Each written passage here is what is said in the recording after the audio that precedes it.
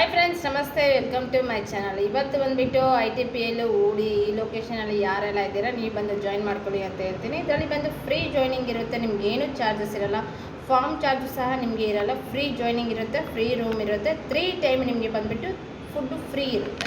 First, second, third 3 shift ಇರುತ್ತೆ. ನೀವು ಯಾವ ಶಿಫ್ಟಲ್ಲಾದರೂ ಮಾಡ್ಕೊಂಡು ಹೋಗಿ 3 ಟೈಮ್ ಫುಡ್ಡು ಕಂಪನಿ ಕಡೆಯಿಂದ ನಿಮಗೆ ಫ್ರೀ ಕೊಡ್ತೀವಿ.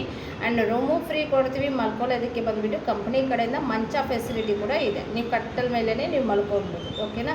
ಈ ಜಾಬ್ಗೆ ನೀವು ಜಾಯ್ನ್ ಆಗಬೇಕಾದ್ರೆ ಏನಿಲ್ಲ, ಜಸ್ಟ್ ನಿಮ್ಮ ಹತ್ರ Aadhaar card, PAN card, bank details ಇದ್ದರೆ ಸಾಕು. ಈ ಜಾಬ್ಗೆ ನೀವು ಜಾಯ್ನ್ ಆಗ್ಬೋದು.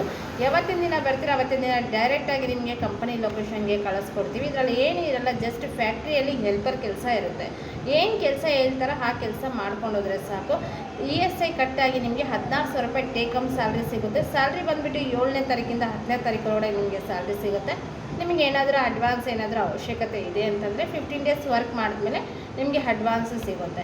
ಈ ಕಂಪ್ನಿಯಲ್ಲಂತೂ ಸ್ಯಾಲ್ರಿಗೆ ನೀವೇನು ಭಯಪಡುವಂಥ ಅವಶ್ಯಕತೆ ಇಲ್ಲ. ಯಾಕಂದರೆ ನಮ್ಮ ಏಜೆನ್ಸಿ ಕಡೆಯಿಂದನೇ ನಿಮಗೆ ಸ್ಯಾಲ್ರಿ ಕೊಡ್ತೀವಿ.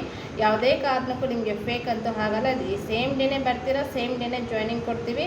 ಆ್ಯಂಡ್ ಸೇಮ್ ಡೇನೇ ನಿಮಗೆ ರೂಮನ್ನು ಕೊಡ್ತೀವಿ. ಓಕೆ, ಅದಕ್ಕೆ ನೀವು ಆಫೀಸಿಗೂ ಬರೋಕ್ಕೆ ಅವಶ್ಯಕತೆ ಇಲ್ಲ. ಡೈರೆಕ್ಟಾಗಿ ನೀವು ಕಂಪನಿ ಲೊಕೇಶನ್ಗೆ ಬನ್ನಿ, ನಾನು ಕಂಪನಿ ಲೊಕೇಶನ್ ಕಳಿಸ್ಕೊಡ್ತೀನಿ.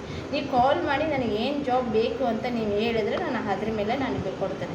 ನೀವು 7th, 8th, 9th, 10th ಓದಿದ್ರೂ ಪರವಾಗಿಲ್ಲ, ಈ ಜಾಬ್ಗೆ ನೀವು ಜಾಯ್ನ್ ಆಗ್ಬೋದು.